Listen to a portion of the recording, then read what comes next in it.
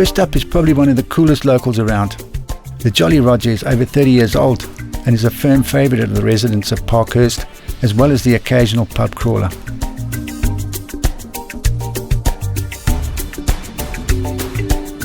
Good food, good vibes, and some interesting memorabilia make for a really cool place.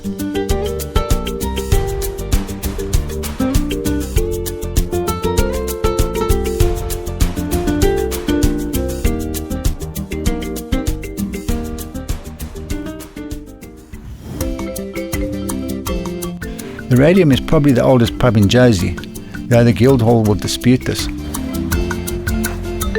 Great live music including Sunday jazz and top food make this historic venue a must visit. Artists like Cindy Alter, the Hip Replacements and many other local bands are known to frequent this excellent music venue. The Radium Beer Hall has recently been declared a heritage site.